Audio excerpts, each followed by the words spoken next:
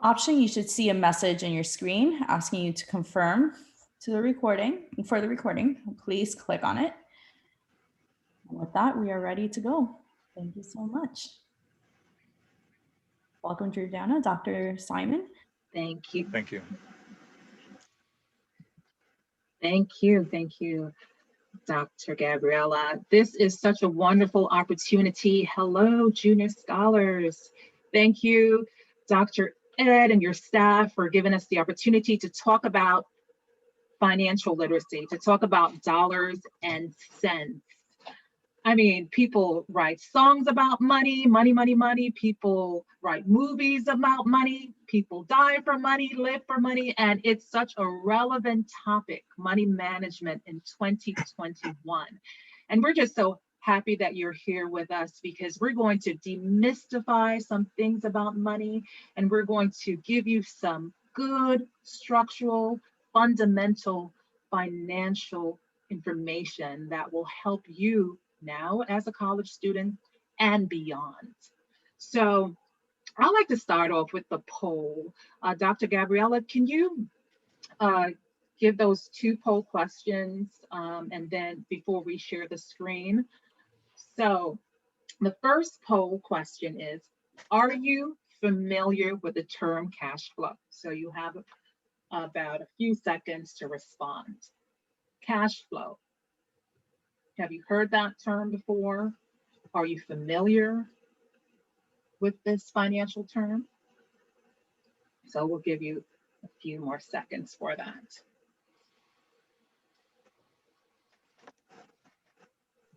Can everyone see the poll? Because I don't see anybody who has voted. Yeah. I saw it. Go ahead and vote so we can see the results. I already voted. Huh. Okay. Interesting.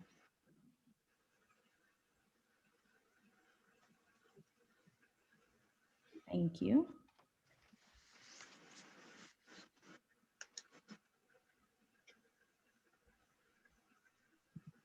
All right. So it says 87%. Oh, so we're almost there.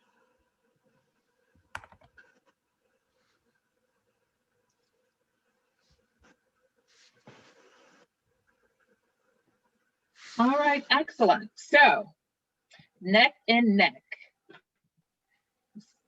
So the results are 56% says yes, they're familiar with the term cash flow, and 44% says no. So about half and half. And we're going to go into cash flow. For those who don't know or do know, we're going to really, really dive deep into cash flow, what it means and how it affects you and your money. So let's go to, before we do that, let's go to the second polling question.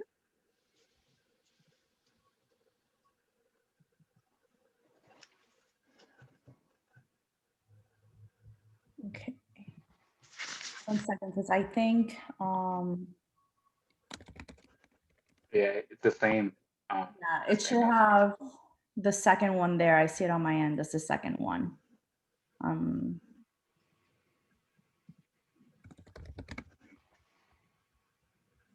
Which is odd. I'm asking Georgiana, you have no, it is not the same question. You have co-host. Okay. Can you see if Yes. Oh, yes. Yeah. It's now on. Thank you. Thank you. It's now on. Okay. So the second question asks, what is the average credit card debt of a college student at graduation? Is it only $650? Is it $1,400? Is it $2,700? Or is it $4,300? What do you think the average credit card debt of a college graduate? Just a suggestion. The bandwidth is extremely slow, so if you could turn off your camera, we'll make it better. Because you're breaking up. Oh, my camera? Okay.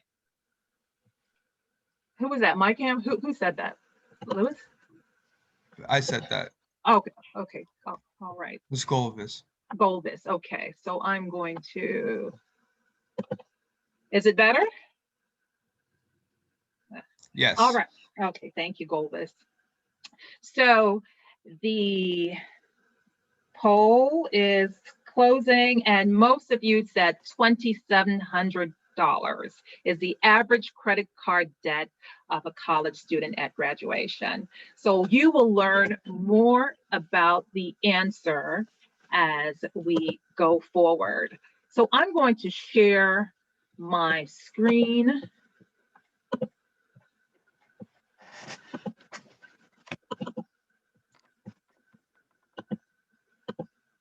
Can everyone see the screen? Yes. Yes. Awesome. Dollars and cents. So we played a little bit with the cents, S-E-N-S-E, because we really need common sense when we're dealing with dollars. And so my name is Georgiana Holder, and I have with me my esteemed co-host, Dr. Terrence Simon, and we are going to talk about financial literacy. So the first slide I have here is a picture of a group of college students. What do they have in common? This picture is showing that they have youth in common, they're vibrant, they have potential. The average age range is about, 19 to 26. But what I want to really emphasize today about this group of college students is that, according to Consumer Financial Protection Bureau, 90% of consumers begin to accumulate credit history in their mid to late 20s. So at this time in your 20s, it is vital that you understand money management, because the decisions you make with money will give you a benefit, will be a benefit, and will be a cost. The decisions you make about money in your 20s will have an effect on you 10 years and 15 years later in life. Ask anyone in their 40s. It has an effect. So you've heard this term before, financial literacy. Well, what is financial literacy? Financial literacy is the knowledge of facts, concepts, principles that are fundamental to being smart about money. I will repeat. Financial literacy is the knowledge of facts, concepts, and principles that are fundamental to being smart about money. So unfortunately, a lot of us are not financially literate. We might be literate in math. We might know our math. We go to school to learn mathematics. We go to school to learn phonics and our ABCs and so forth. But it's unfortunate that in the US school system that we are not taught how to use and manage money.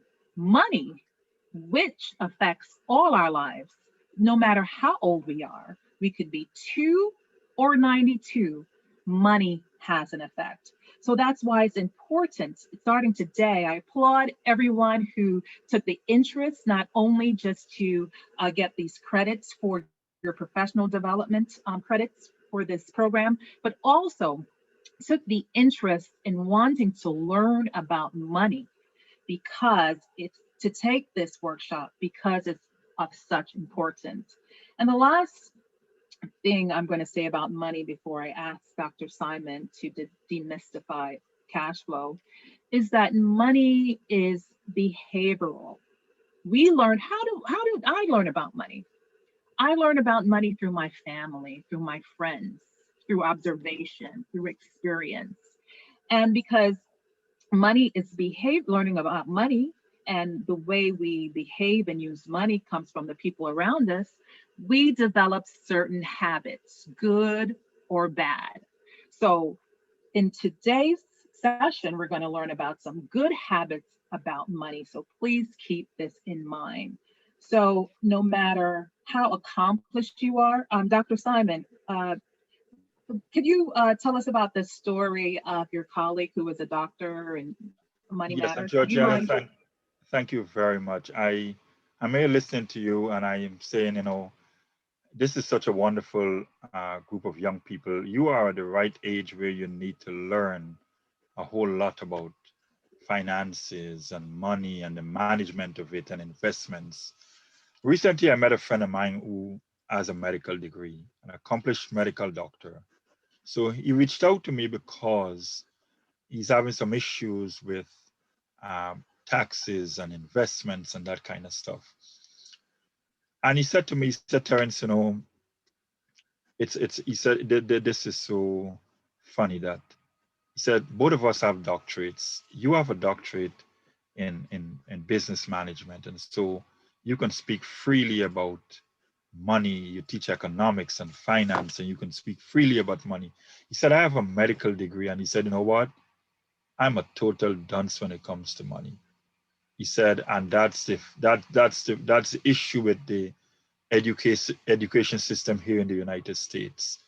There are very few opportunities for you to learn anything at all about finances. You can graduate from college with a medical degree and have very little knowledge of finance. And that's a fact here in the United States. And so I want to reiterate what Georgiana just said. And I also want to let you know that the whole idea about money in the United States is behavioral. A lot of patterns and trends people have when it comes to spending, it's all behavior. And so that is why we're going to spend some time today demystifying this whole thing about cash flow and talking about investments and budgets so that you can have an idea of where you stand today with your knowledge base and how you can incorporate a lot of what you learned today in your life now and in the future. So Georgiana, over to you again. Absolutely. Thank you so much for that. So yes, we can be accomplished, have many degrees and letters behind our names, but not be literate in financial matters. So taking this course, seek another course, it is our aim at the end of this webinar that you develop the passion, the go-getting spirit to learn more about money and become more literate in financial matters. So cash flow, Dr. Simons, 56% of the participants here said that they have an understanding of cash flow. So there's like a 50-50. Could you tell us more of what cash flow is? I tell you what, it is not strange that people may not have heard about cash flow. I remember years ago when I met Georgiana, I made a statement to her and I said, Georgiana, in life, cash flow is everything. Years after she came back to me and she said, Terrence, I'm at a conference today and the guys were talking about cash flow is everything and I remember you. I said, thank you. Cash flow is everything. So what is really cash flow? It's not a science, it is very simple. Cash flow has to do with the amount of monies that flow into your life from different sources at different times, period. So you may be working and earning, so that's cash coming from your job. You may have an aunt who is helping you going through college, so she sends cash to you regularly. That's a gift coming from a relative. And there are so many sources of income. Once cash is coming into your life, it is cash flow. Some people look at cash flow as only their salary. So for example, they may get a stimulus check. So as everybody's talking about a stimulus check now, they get stimulus check and they're not counting that as part of their income. This is just side money. Or you get your tax refund and you say, oh, this is not part of my normal cash flow. This is side money. I can do what I want to do with it. I want to demystify that today. All income coming into your life from, regardless of the source, is cash flow. And it must be managed in such a way that it could be beneficial to you. What I say contemporaneously right now, and intergenerationally for generations to come. So it's important to understand what cash flow is and what you do with it. And so, Georgiana, I can hand over to you. Absolutely. And so the thing about cash flow, money, currency, why do they make akin money to currency, the current? Because it's fluid, it moves in motion. And that's why it's so valuable that we make a target for our money. We manage the flow and the currency of money. And in order to do that, we need a spending plan and a budget. And a lot of people don't like this word, Dr. Simon. A lot, yeah, because if you look at the screen in front of us, Georgiana, it's telling us clearly that 56% of US adults do not have a budget. People just don't budget. Monies come in, monies go out. Monies come in, monies go out. Nobody takes note of sitting down to account for it, right? And although some people may have a budget, this is what happens most time. They may come to a seminar like this and we tell them about budgeting and they go home and they say, you know what, makes a lot of sense. They sit and they make a budget. Trust me, the next flow of income coming in, they forget about what is on paper. Going back to the whole habits, right? And so it's an issue here in the United States when it comes to a budget. And I clearly remember making a note in this presentation here that 50% of all marriages in the United States end up in divorce because of poor money management. That is important. 1 in 2 marriages will fail because of money, and that's worthy to note as a youth, as a young adult. It's just the reality of it. The poor management of money can destroy even relationships. And so that's why it's important to manage our money. So what then, as we move on, what then is a budget? What do you define as a budget? Georgiana can move to the next slide. I always use Waze as an example. We all know Waze, right?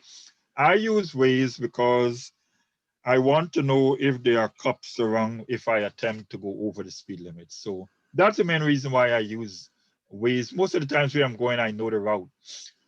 But a budget is telling your money where to go, just the way Waze will tell you where to go, instead of you wondering where it went.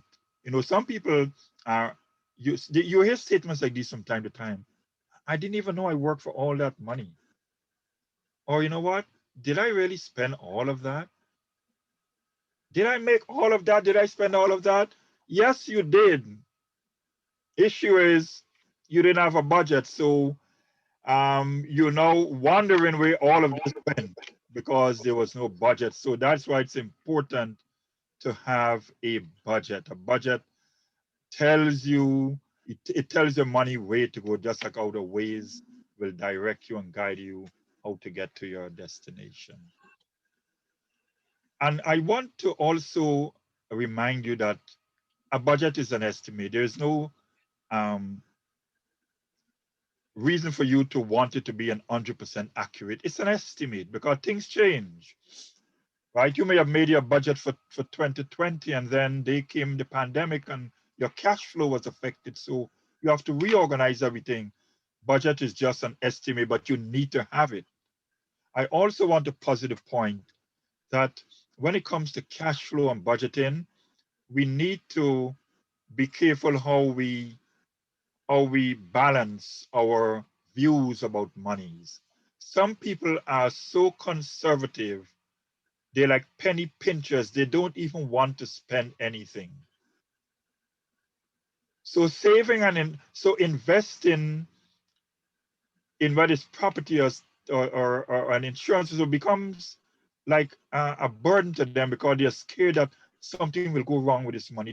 They are so conservative. And then they have others who don't care anything at all. They will just spend everything and then sit down and say, you know what, let me wait till the next paycheck. But we'll talk about that later. What you need is a balance of some conservative money values and some liberal money values. Yeah, because I want you to learn how to invest in the stock market. That will take some amount of liberality. But at the same time, I want you to save. That will take some amount of conservatism. So that balance is necessary in helping you to plan your budget and to work your cash flow through your daily lives. So income comes from basically a few sources. You can see there your part-time job, your allowance, as I said earlier, your stipend, your grants from scholarship, even the stimulus payment. Some of you work and you get a small refund from the IRS and the state. Those are sources of income. And then your expenses are your regular bills, that utility bills and food and grocery and entertainment. The basic things that you take care, that you use to take care of your own personal self and those around you. If you have kids, you have a spouse, you have family with you, yeah, the expenses pile up and can become, but basically this is where cash flow works its way. There are sources of income and application of that. I like how the British put it, they call it source and app, right? There are sources of income and there are ways in which you apply those income to your daily life, and that is called expenses. We can move, yeah. So this is where it becomes a bit interesting. If your income equals your expenses, there are two scenarios here. One, you're not in debt, but you're not saving. This is what we call living paycheck to paycheck. This is a very popular phenomena in the United States. People living paycheck to paycheck, enough to survive until the next payday. They don't have debts, neither are they saving. This is a good position to be in because at least you don't owe anyone anything. But the other side of it is that you are not saving, and saving is huge if you are to increase your own cash flow, if you are to have investments, and if you are to chart a financial course for the rest of your life. And then this brings us to the next slide that speaks about a budget surplus. A budget surplus is a situation where your income is greater than your expense. So this is the opposite to the previous scenario. This is where you can now save and you can now make investments. You see, if you're not in a budget surplus situation, you're going to struggle. Because if you can't save and you can't make investments, life becomes difficult. In other words, for some of you, you'd have done a course in economics before. They talk about the marginal propensity to save and the marginal propensity to consume. Once money comes in, right, a part of it should become saving and part of it should become spending. You consume a part, you save a part. So saving is integral, and that spending part should be your expenses and that saving should be your investment. But at all times, you want to make sure that you're spending less than you're earning. And I think, Georgiana, you can take it from here. Yes, absolutely. There's a saying that goes, to live below your means. Most millionaires do it. The millionaire next door does it. They live below their means. They do not spend. It's not really how much you earn, it's how much you save. Because we know many accomplished people that are living paycheck to paycheck. You can make six figures and still live paycheck to paycheck. I don't really know the financial term, but when you, let's say you get a promotion and you get a raise, guess what's going to happen? Your expense will rise towards your income. It's a capitalistic phenomena, right? That the money, the expense is attracted to money. So yes, a propensity to save is so important. And here are some saving tips that help people save a lot of money and develop a good habit. The first is, do not link your account with your checking account. And I will go further to say, do not have your checking account and your saving account in the same bank. So if I bank at Chase, I'm not going to have my Chase checking and Chase saving, because you know what? It's going to make it it's going to be temptation for me, because my saving is accessible. Let's say it's a beautiful spring is coming and it's a beautiful Saturday and I'm out with my friends and I'm at the mall and I see this beautiful dress and I love this dress and I want this spring dress. And I look into my checking account, don't have enough. But guess what? My savings account is linked to my checking account. So all I got to do is what? Just swipe and transfer the money over. And then what happens to my saving? It dwindles. Life happens. So to put these checks and balances so that you can save, it's of importance that you do this. Choose an online saving account. Why? Benefit number one, the money is not readily accessible. It usually takes between 2 to 5 days to get your money from an online saving account. So for my example, if I see that dress, it's a beautiful dress, but if I don't have the money right now, do I love that dress to wait 2 to 5 days for the money? If I do, then I'll buy it. If I don't, I'll save my money. So it will keep me from irrational spending. And another benefit for having an online savings account is that the interest is usually higher than regular brick and mortar banks. And below you see a website, it's called magnifymoney.com. Please write that down. You go on that website and it will help you compare different savings accounts and online savings account and which one will get you the more bucks for your money. And I think you were saying, Dr. Simon, about a checking account that is operational. And what do you do Yes. in regards to that? Yes, How do and you view a checking account, Dr. Simon? yes, I tell you what, I can share this story very quickly with you. I remember years ago, I was an accountant for a company, and so I wanted to impress the CEO. And so on the 31st of December, I went to him and I said, you know, Dennis, we have so many millions in this account, so many millions in that account. And he looked at me and he said, you know, I have a good mind firing you today. And I said, what? He said, Terrence, lesson number one, you don't save money in a checking account. You save money in a savings account. The checking account is an operating account. And in your personal life, it is not strange if your checking account has a balance of $5. You know what? That is fine, because it is your operating account. It is where you pay your expenses from. And basically it should be a nil account, because if your expenses are $1,000 and you transfer $1,000 there to pay your bills, at the end of the day, it really should have nothing in it. That's fine. That is one way of managing your money. Let your checking account be an operating account. Don't have money floating around there unnecessary in your checking account, because you know what?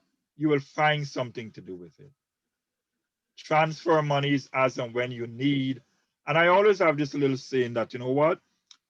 If you have an expenditure more than $100, just go sleep on it and get up the next day. You may change your mind.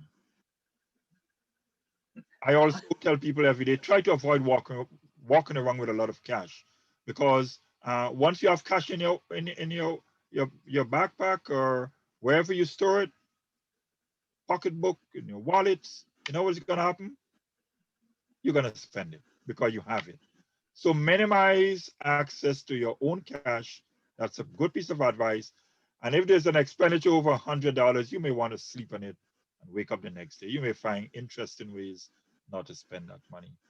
Yeah, Georgiana, you can. Absolutely, absolutely. Those are great advice. And money, it seems money has a mind of its own, but it doesn't really. money, the mind of money is you, it's me, it's our behavioral pattern. It only adapts to it. And so that's why it's important that we always assign a goal to our money. Personally, I have 4 savings accounts, 4 online savings accounts, and you could have the more the merrier. And each savings account has an assigned goal.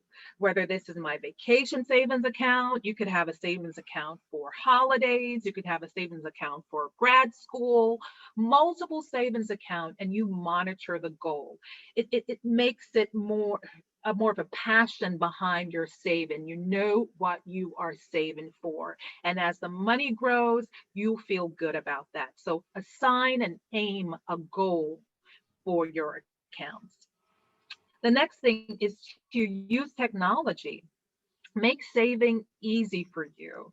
Uh, Transfer a small amount from your account and make it automated, right from your checking or whatever source into the various savings account. It will save you the trouble. You put that in your budget. I'm going to transfer $20 here or $100 there or $200 there.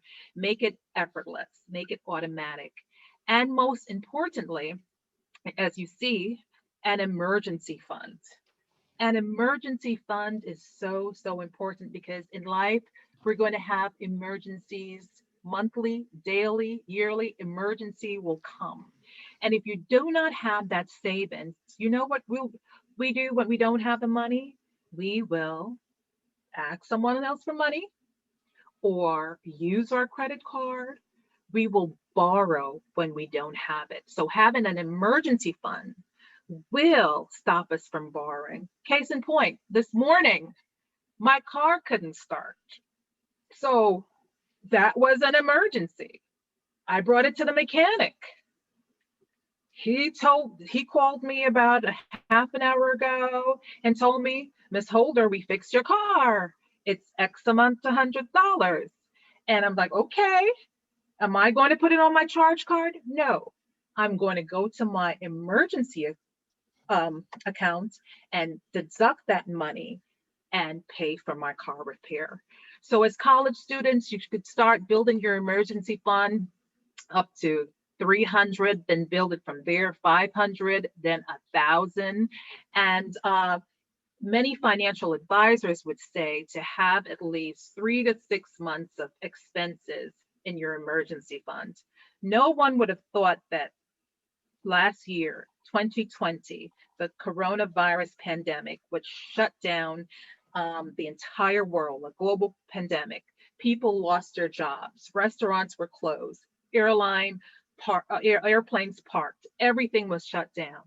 And many people were in dire straits because they did not have that savings that will help them throughout the months when they could not get income. So it's vital, it's important that we learn the lesson of 2020 and 2021 to start saving, to start building that emergency fund, because it's really, really important. And so, which brings us to another part of the budget. It's when your expenses is more than your income. Exactly. Yes, and so this is a mystery about cash flow, where your expenses exceeds your revenue. So this is a mystery. If I work for $1,000, how I'm spending more than $1,000? Well, it's called overspending, and you are in debt. So Georgiana was making some earlier points there about the rainy day fund. It's important that we all have some kind of backup emergency fund. In the United States, there are about 40% of people who, if there's an emergency today of $400, they can't figure that out. They have to turn to the plastic. They have to reach out to a family member. The fact that you're reaching out to your family member to get some money to buy the next Metro card means that you don't have it. And it cannot be so remote that you can't reach it. it's probably that you don't have it. And so it's important that we manage our income, our cash flow to the extent that we don't have to resort to borrowing, whether it's using a credit card or reaching out to a family member, a friend, until the next paycheck, when you have to repay them. You see, credit brings bad relationships. And the fact that you are in debt and you have to go to a credit card says a whole lot about you as an individual behaviorally. But there are consequences of using a credit card. There are consequences of dealing with it because it leads into debt. And there are some myths about that. Like, you will hear your parents say, you know what, you should take out a little Capital One card to build your credit. You know what? That's a myth. There's no truth in it.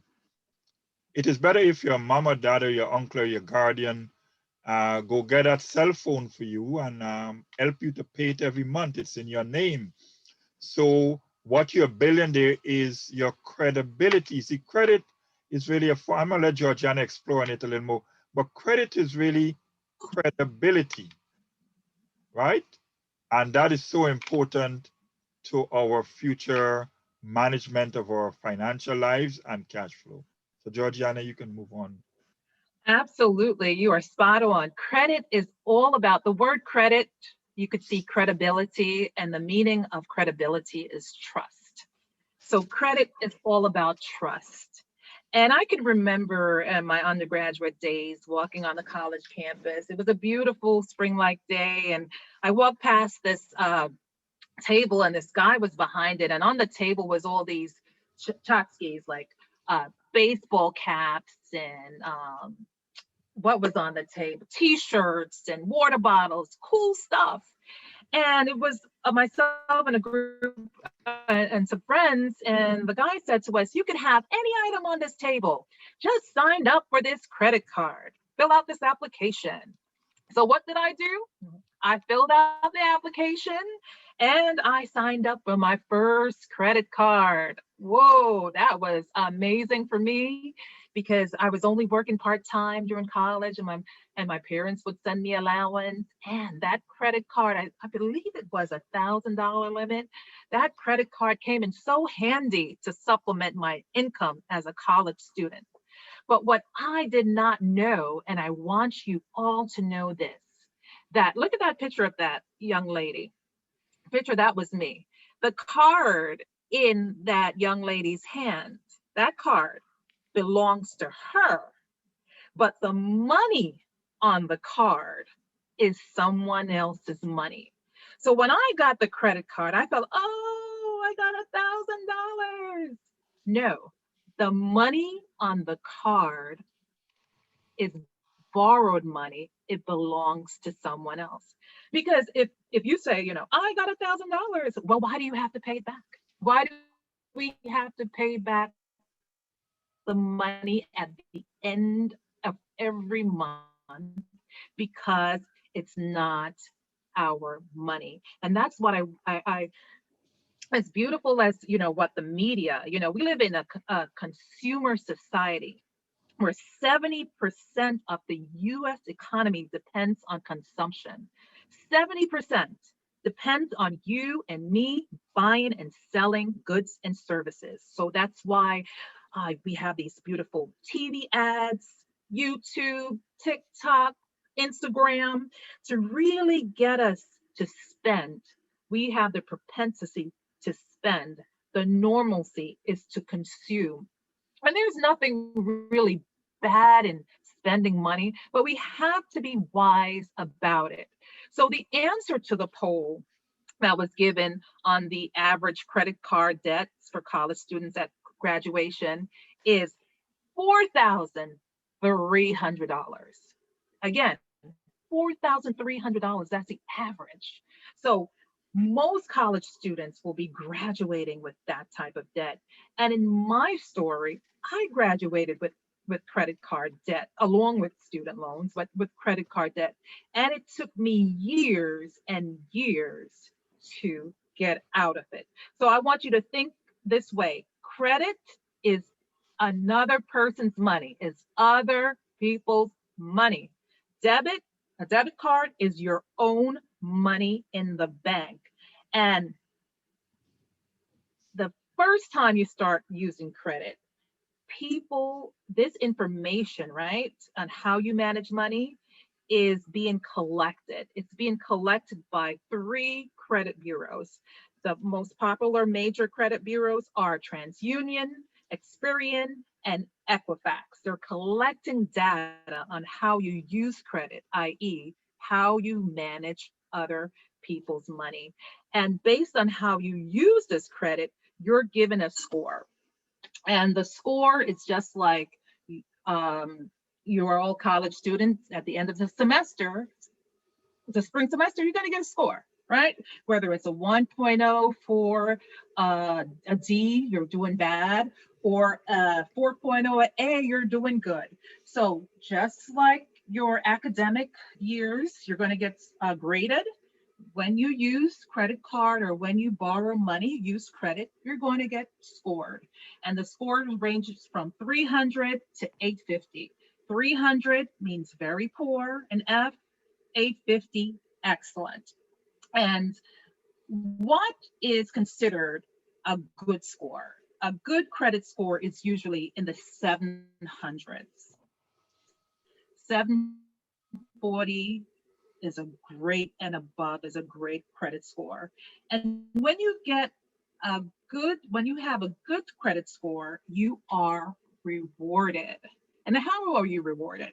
You are rewarded with a low interest rate. Let's say you're going out to purchase a new car, and you see this car and you really love this new Jeep.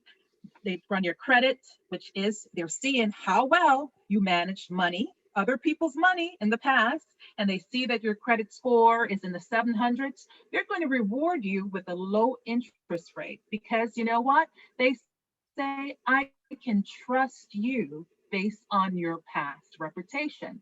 I can trust you, and I know that if I loan you this money, you're going to pay the money on time and you're going to make the payments. You're going to finish your obligations. But let's say on the flip side, I have a poor credit score. Let's say I have a 550. I see the same car. I want to buy this Jeep. The salesperson wants to sell the Jeep. Of course, he's going to sell it to me, but at a penalty. He's going to he's going to allow me to get credit at a higher interest rate. Let's say at 15% or 18% or 20, whatever, a high interest rate. Why? I'm being penalized because of my past history on managing other people's money. So the higher the rate is an indicator of how well I manage the money. So that's a credit score. So how is this 300 to 850 calculated? What are the components? How do they come up with that? And they come up with that through this algorithm. So this is done by Fair Isaac Corporation, which is a FICO score, and it contains 5 components, and they're weighed. The first component that they look at is your payment history. 35%, your payment history, which means, do I pay on time, or am I behind on my payment? And if so, how long? Am I 2 months behind, 3 months behind? So payment history is 35% of the factor. 30% is the amount owed, or people also call it the credit utilization. How much of the credit you're using? What is the monthly balance owed? So let's say your card limit is $1,000, right? And your monthly balance is $500. That means that you're utilizing 50% of the credit. So they want to know, are you paying off this debt, or is your credit utilization really, really high? So that's 30%. Another is 15%, which is the length of credit. This factor includes the length of time your account has been open and how long you've had active credit. And 10% is a credit mix. And credit mix is all about, do you have experience with both revolving credit and installment type credit? So do you have experience with credit cards and student loans? It's all about new credit. It's like the number of recent credit inquiries, they call it. How many new credits are you opening in a short period of time? Let's say, you know, I open a credit card at JCPenney's, then the next day I'm opening a credit card at Sears, and the next day I'm opening a Bloomingdale's credit card. It's like a red flag to the creditors, like, doesn't Ms. Holder have money? Why is she borrowing all this money? It's such a short time limit.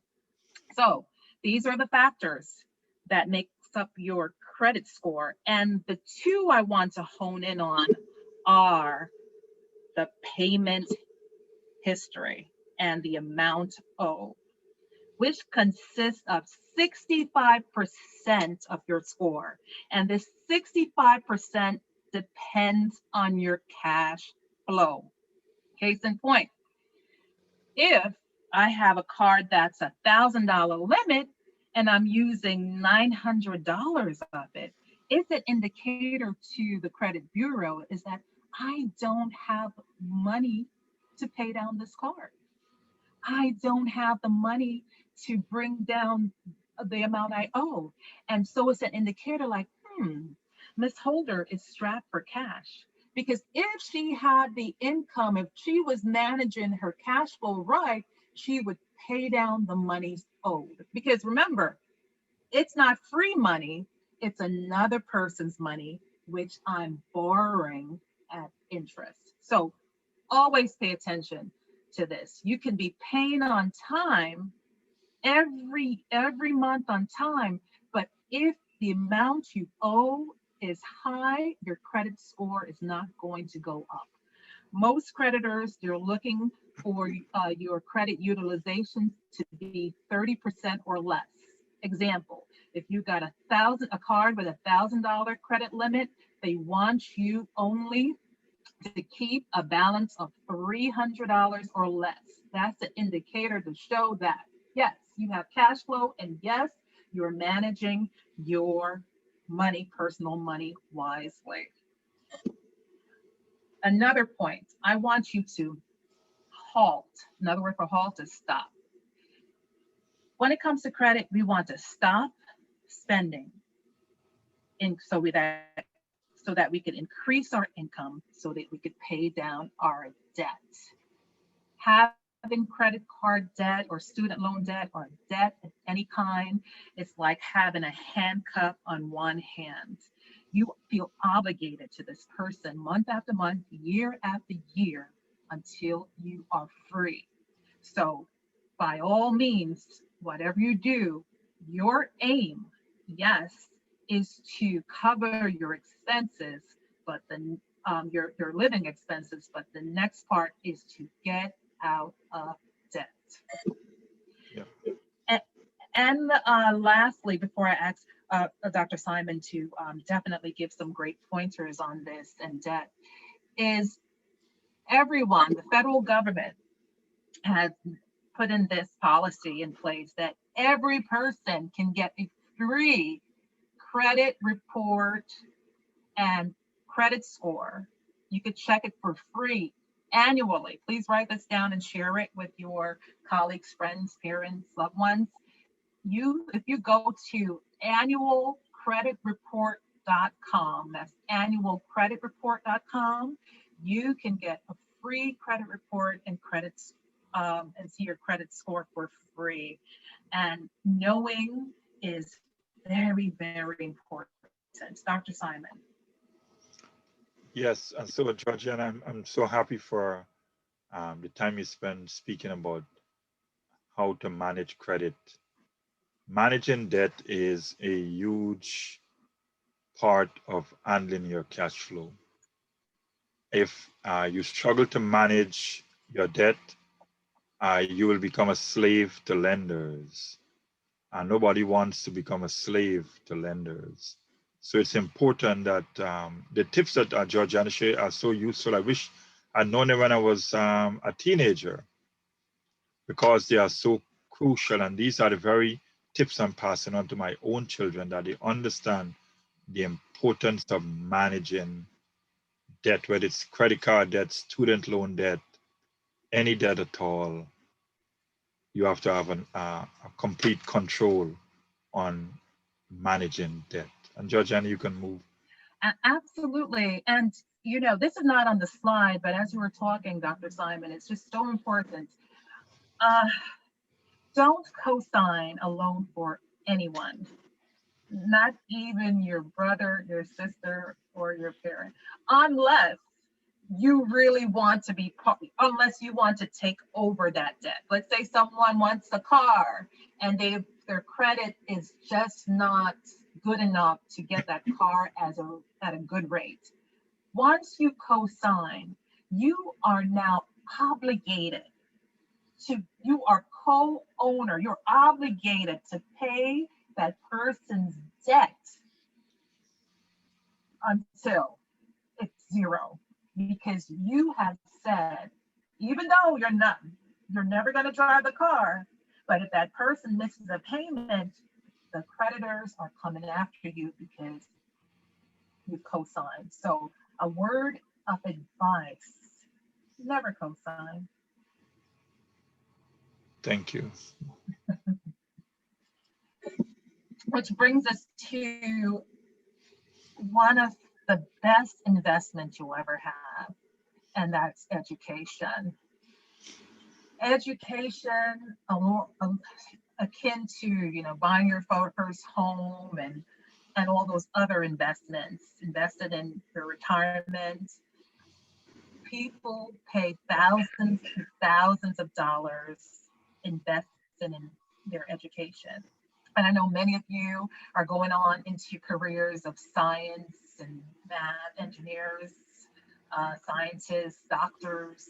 And so there'll be more education, grad school, post-grads. So I always want you to think of your years spent, money spent, time spent as an investment.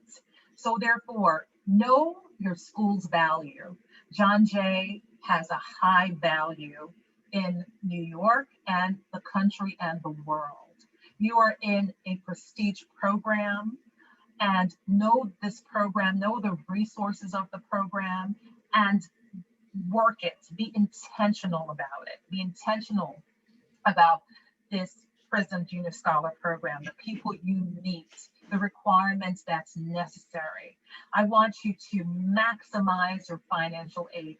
Look for free aid, especially those of you who are going off to graduate school. Speak to your advisors about fellowships, scholarships, other programs that will help you save money as you go along and obtain a higher degree. Another important thing is to get a yearly checkup, a well-being. Go to your financial advisor, look over your financial packet, look over the grants and the loans and so forth, and the various options that's needed. That's why the financial advisor is there. Take the interest and the time to know where you stand every year until you graduate. And lastly, make your experience at school count. Have an academic plan that will keep costs down. And it's very important about in regards to this. I know of many people that dislike organic chemistry or dislike physics 101 or Calc 1 and Calc 2, but you should have an academic plan to do well and do well the first time. Because if you don't and you fail or one, guess what? You're going to have to spend money and more time to take over that class. So make your academic life count.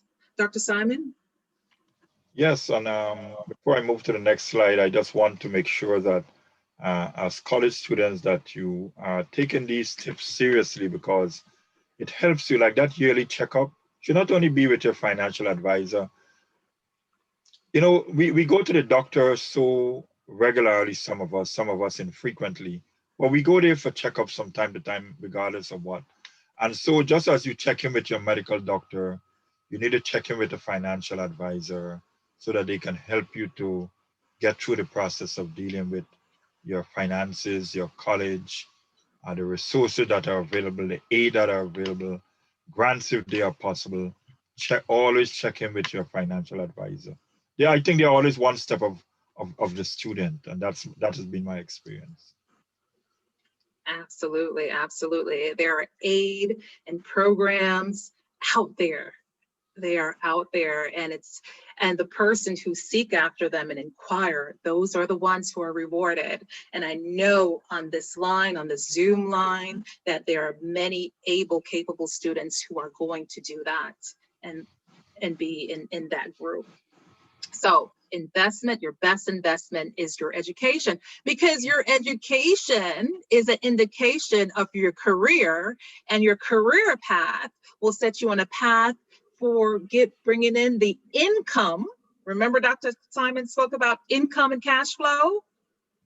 That career is an indicator of the type of income, money that you will make in the future, that will give you the cash flow that will help you stay in the surplus and not the deficit. And another thing about investment that I want you guys to really think about, and it's called the value of time. This is not a finance class, but if some of you want to go ahead and take a finance class 101, it's very interesting when it comes to money. There's something about money and the time value of money.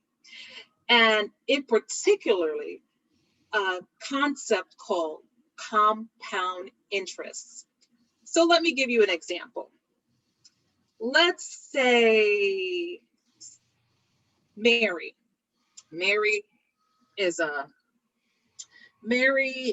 a junior scholar student. She's 20 years old. It's the year 2021, and she invested $1,000 today. If Mary doesn't touch the money until she retires at age 70, Mary's money could increase by 32 times, meaning Mary would end up with around $32,000. And this is assuming that the growth rate is at 7%, which is an average long-term return on US stocks, right?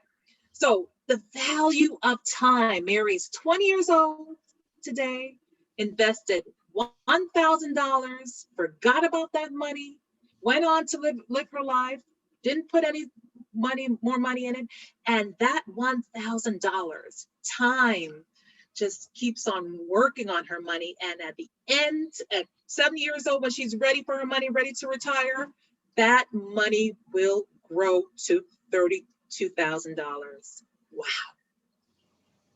But here's a kicker. If Mary waited another 10 years until she's 30, let's say she was partying off in her 20s and she's like, you know what, I'm too young, $1,000 is too much, I'll wait until I'm 30. Well, let's say now she's 30 and she invests that same $1,000 and leave it until retirement. She will end up at the time of retirement with only half as much money as above, just $16,000. But here's the other kicker. If she waits another 10 years to 40 years old, do you know how much she'll have left? The money will grow until 70, only $8,000. So the longer you wait to invest, the smaller your return. There's a beauty of time, and there's a beauty being in your 20s. When you invest in your 20s, you have the time to allow the money to grow, allow the compounding interest to grow. So let me give you another example. Let's take Mary. If Mary were to invest $1,000 today, 2021, at the age 20, and she contributed every month $83 until retirement by age 70, she will have a whopping $465,000, almost $500,000. But if she waits 10 years until age 30, she'll end up with only $225,000. And if she waited an extra 10 years to 40, she'll only have $105 at retirement. So look at the formula on the screen. Your future money is equal to the present money plus time. And at age 20, everyone in their 20s, I would advise you or suggest that you take stock of the value of time, your youth, and allow money to grow. Just enlighten me with this. Just say, you know what, I don't understand what Ms. Holder or Dr. Simon is saying, but oh, whatever. You know what, I'm going to open a retirement account in my 20s, and I'm just going to put $50 there, you know, just humor us, right? And you will be thanking us 40 years from now because you took the time to start now, and so that the money can grow. Dr. Simon, would you like to add? Yes, and I think this is so crucial to this discussion in this workshop.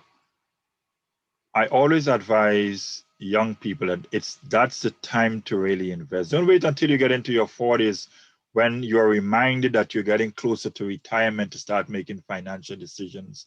Take out the life insurance now. You might be shocked to know what it's going to be like when you get into your 40s. You could cash into some of that. Do it when you are young. Don't wait until you get into it. For Georgiana gives some beautiful examples there of the longer you wait, the less the return on the investment will be. And that is why in the United States, we have this major issue about retirees, because most people waited until they were in their 40s to start talking about planning for retirement. No, the time is now. Even teenagers should be doing that. Early 20s, that's when you want to start making those investments. And I say that you invest in an IRA and you invest in insurance at this age. Let's take insurance.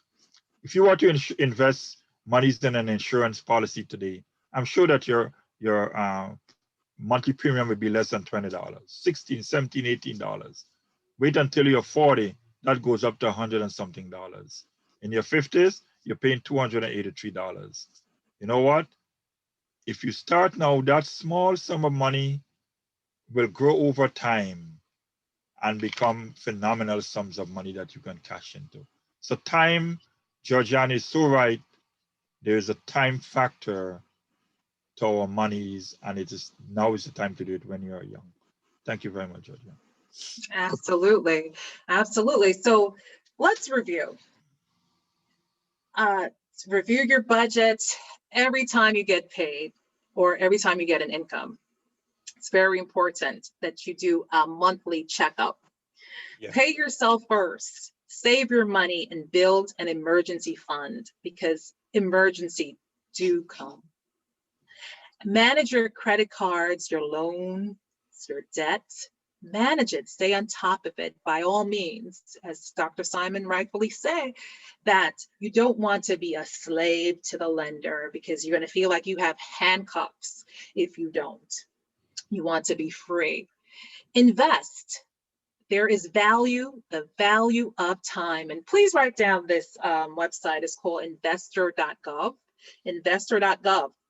And on that website, you'll see various compounding calculators, and you could do scenarios for yourself. You could put in your age, and if you invest this amount at this rate, what the amount will be in 10 years, in 20 years, in 30 years. If you want to learn more about the value of time, go to investor.gov. And we want to implore, to suggest to you, go out there and take a financial literacy class or workshop. I'm sure that there are financial literacy classes in the CUNY system. If there's one at John Jay, take one. If there's one in another CUNY school, take one. There's so many financial classes that are online, because we know that we must become literate to manage our money well. And there's just so much you can learn about money. However, this is the fundamentals. Dr. Simon, any final words before we go into Q&A? Yes, I just want to say how grateful I am to be part of this presentation, and I am very happy that we were able to share a lot of tips with this college population today, a population of young persons who are scholars. And I'm sure that you may have many questions. We may not have time to answer all the questions, but I want to implore upon you to take note of what was on the last slide. Just go out there, look at your budget frequently, continue to go to workshops and that kind of thing. It's never too late to learn more about money. And I just hand you over to Georgiana to deal with the Q&A at this time if there are questions. I'm not sure if there were questions posted. Saw someone was writing about call options, long-term or short-term. That's one I saw. I think it was Clovis. I'm not sure if that was the name. Yeah, Clovis was asking if there are any good long-term or short-term option calls. I'm not sure if he or she meant call options. I'm not very clear because they are basically two different things. But I can tell you what a call option is. It's that right or obligation you have to buy stocks. And the opposite of call option is a put option, where you have the right or the obligation, the right but not the obligation to sell your stock. So on the stock market, there's what you call a call option and a put option. You have the right but not obligation, either way, whether you want to buy or sell. Excellent, excellent. Okay, so I'm going to pause the recording and allow students to ask questions.